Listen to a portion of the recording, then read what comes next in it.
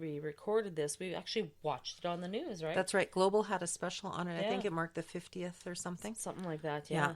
Crazy.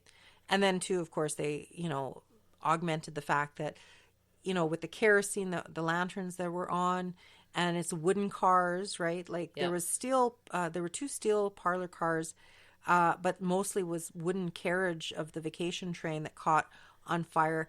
And the explosion was so vast, it actually, the grain elevator, because grain elevators are beside the tracks. And they're explosive and that enough went, as it is. Yeah, I know. So... It says bodies of the victims, remains and personal items were brought to Cook's funeral home in Transcona, where anxious relatives came to identify something that belonged to the loved ones. How devastating. I know. Of the 31 people that perished, only 7 could be positively identified and given private funeral services. The remains and souls of the unidentified victims were laid to rest in a mass grave in Brookside Cemetery. And that's like... Yeah. And there was a whole family that was wiped out. There was 8 of them. The know. Dixons was the last name. And the son was going to get married. Or the whatever, son right? was about to get married. He died he perished as well on that train. In fact, like the following week, he was scheduled to get married, and their house was all decorated for the wedding. That terrible? Oh, fuck, man. Unbelievable. That is a horrible, horrible thing. So they did cite that it was the crew on the vacation train that they didn't wait, I guess, or however the term. Somehow it didn't switch over or whatever. Yeah, because I guess the other train waits for them. Yeah, and they cross over. They're probably right at the Dugald thing. Yeah. No, so I know. That's so sad. So students and families were riding the rails back. After Labor Day long weekend at the lake. Yeah. Yeah. Devastating, because that was the easiest and that was the most affordable and accessible way for people to get away for the weekend. Oh yeah, because not everybody had cars. Oh yeah, I know. Even when the highway was shit. There was no highway. No. Even if we go to Selkirk, like if we go to the they have like a pool area there. Yeah. There's actually a giant marker where the train used to come and do a loop around to go back to Winnipeg again. Oh yeah. So I mean, everyone rode by train, right? It was easy, right? That's right. Yeah, it's the most fastest accessible way. Yeah, for your large families, if you want to take the whole family somewhere, shit, you ain't gonna get in a car. No, exactly. No. So you had some stories you said that you had found of people's firsthand accounts, eh? I know. Yeah, I was just looking. These are excerpts from a booklet created by the Springfield Women's Institute, which I actually did a lot of. They're in the news clip as well. They do a lot of stuff. This is first-hand accounts of survivors, victims, family members, and those who assisted at the scene, including many from Dugald and Transcona. This is someone from Rosie Rogers.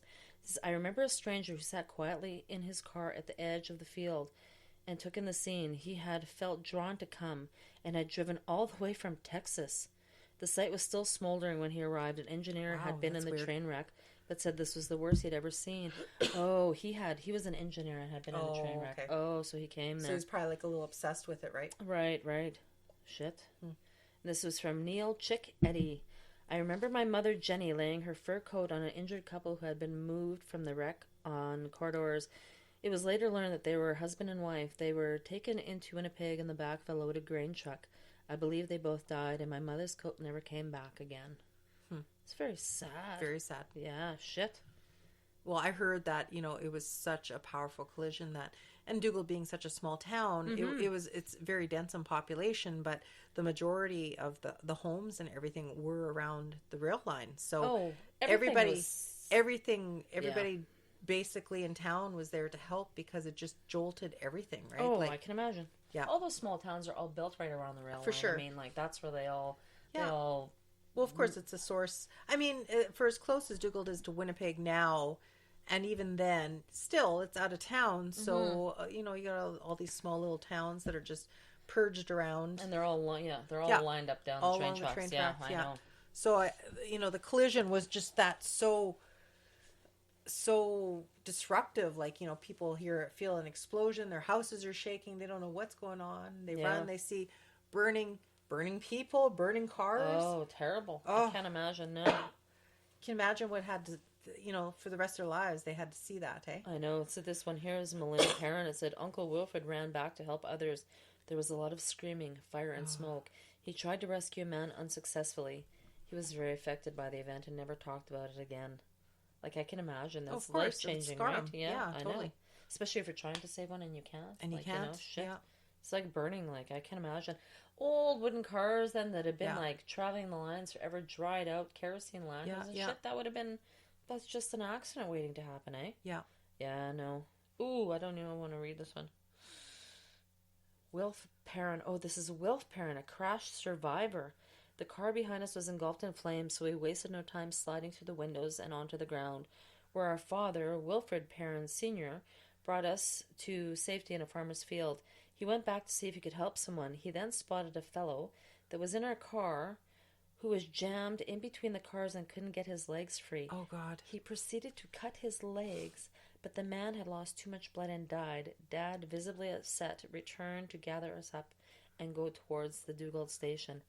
Like, shit. Oh, that's like worst nightmare right there. Isn't that terrible? That's yeah, he's like alive. horrible. Yeah. And he's stuck there.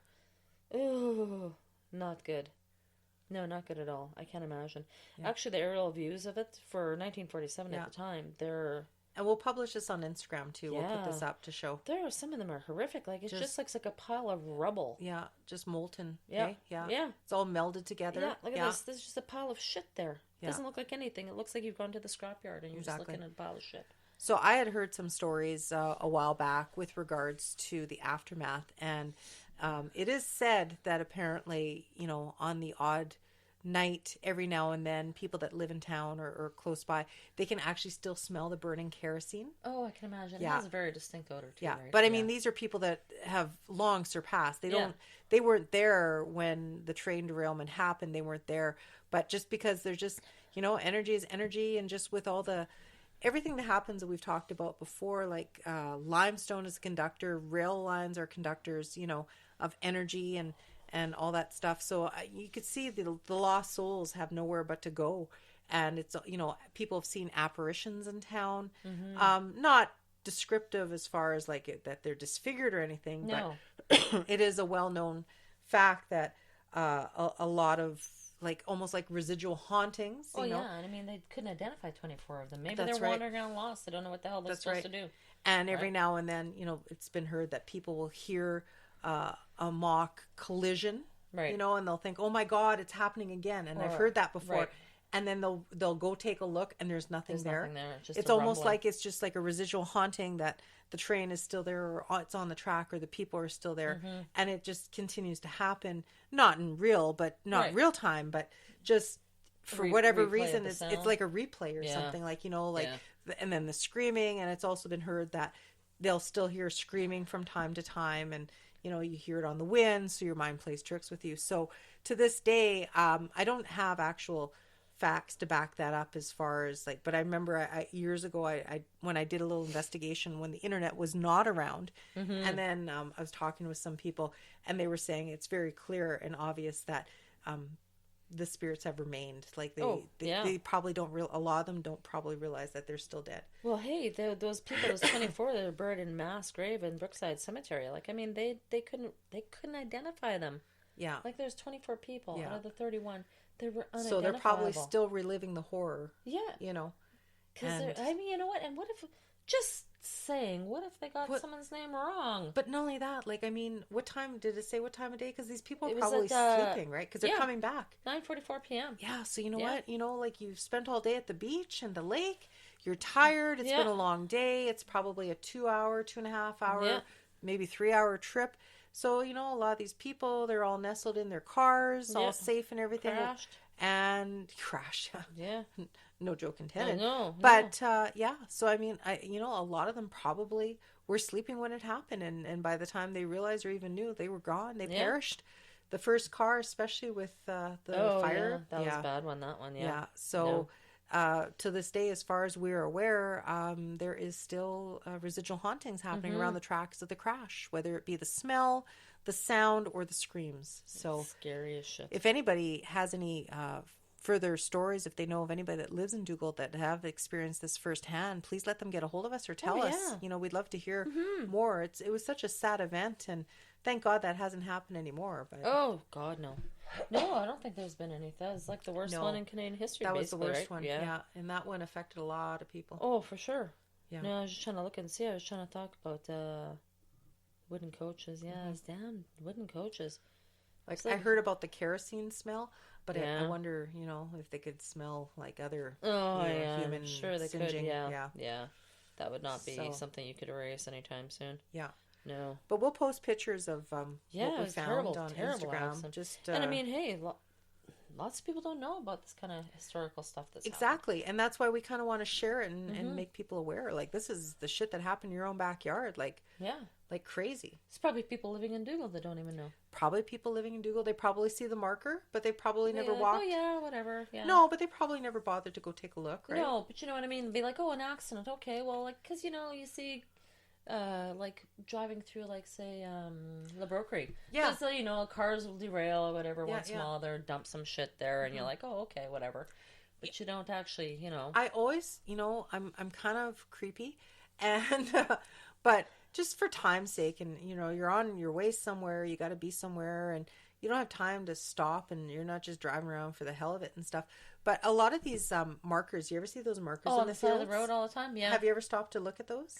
The actual, like the governmental ones that are put No, in there, or the ones that tiny are, ones where people actually like get killed on the road? There's a name for them. They're usually in the shape of like a tripod type deal. Yeah, like a stone marker, like a monolith, sort of in the middle of nowhere. Right, that's it. Yeah. And that usually marks because the homestead or the family was there. Not that they were killed there per se. But that's where it was. Or something happened Yeah, I've there. seen a few of them. I've never really stopped to read any of them. No. I think one time I've stopped by one, but did I actually read it? I don't think I did. No. But I'm always curious about these things because it doesn't always necessarily mark a horrific event. No. No. But you never know. Right? You have to pay attention now when you drive by I think those now things. I'm going to have to stop. Yeah. Look at all the friggin' markers on the side of the road now. And then you get in the car, and then the car doesn't start and anymore. then you're scared. And you see some ghost light absorbing near you in the field. And you're like, shit, okay. And then an alien saucer appears and sucks you up. I don't know. And you're screwed. And you're fucked. Oh, well. Or probed. Yeah, it's true. But that's our little segment on the Dugald Train Derailment. Yeah, Dugald, Manitoba. And you can watch the news thing. It's pretty interesting, there's actually. a lot on it. Yeah, there is quite a bit, sure. yeah. So, anyway, but yeah, that's all we got. Excuse me. Excellent. Ooh. I am drinking a Dead Horse cider. I'm on Bud Light. I had some vodka, had some peppermint vodka. Peppermint vodka? Holy shit, yeah. that'll put hair on your chest. That's pretty good. Well, I don't feel too hairy, but it was Not pretty yet. Good. No. Oh, it is a full moon. Give it. Oh, it is too. Or was it yesterday? Was it yesterday? I don't know. I used to be a werewolf, but I'm all right. No. Oh, that was cheesy. That was pretty cheesy. So cheesy. So cheesy. Anyway, I'm glad I'm over my... I had a lot of weird side effects from that antibiotic I was on. Yeah. Yeah, those aren't really the great ones. No. I don't know why they gave you those ones. Lost my appetite. Well, which is good. Oh, no, but you don't want to be like... No, but anything salty, like I could... all the good shit. Cheese repulsed me. Cheese, oh my God. Bad. Jen's going to be horrified. Yeah. Cheese repulsed me. Really? Yeah. Texturally speaking, or the salt everything. Content? Oh, like, really? Everything. Yeah. Oh, didn't want it in my evil. food. Didn't want it near my food. Oh, bloody hell. That's not good. It was not good. And things were coming out weird. Whatever. Yeah. No, that's not good, though. Just you the don't side want effects. Amoxicillin. Ew. I hadn't been on that for a long time. Was it amoxicillin or erythromycin, you said? Oh, wait. Might have been erythromycin. Erythromycin. Yeah, so that shit'll screw your horse stomach pills. up. Fucking horse pills. I know. Anyway. That'll wreck you. That'll wreck your guts. So, anyway, but again, we know everything about nothing and nothing about everything. Still. Is that ever going to change? We're still learning to learn. I like to learn. I love learning shit, especially history. We fucking love history. History is awesome. Yeah. Awesome. Yeah. And we thank everybody From that's Boston. listened to us. And Boston. Where's your Boston? khakis? From Boston? Where's your khakis? Khakis? Actually, that's one place we've never had listeners from is Boston. Bostonians? Where the hell are you? I shit you not. Well. Actually, I'm going to let you in on a little something. I have tickets to Jay and Bob Strike Back or whatever it is, right? Yeah. At the end of this month. Oh, yeah. I'm going to bring them 2 Giving Up the Ghost podcast t-shirts, and I'm going to whip them on stage and see what happens. Really? Free publicity. Whip. If you listen to this, Kevin Smith, take that. Oh. You take your shirt. And you wear your fucking shirt. Wear it. That's right, because not only are we fellow podcasters, we're also Winnipeggers, and you love Canadians and Winnipeggers because they did the Yoga Hosers, which is based out of Winnipeg. See? So there you go. Yay. Swag, man. Swag. Free swag. Swag it. I don't care how much money you have and how popular and smart and stoner you are. You take your fucking shirt, you wear it, and you represent. Mm-hmm. Anyway, so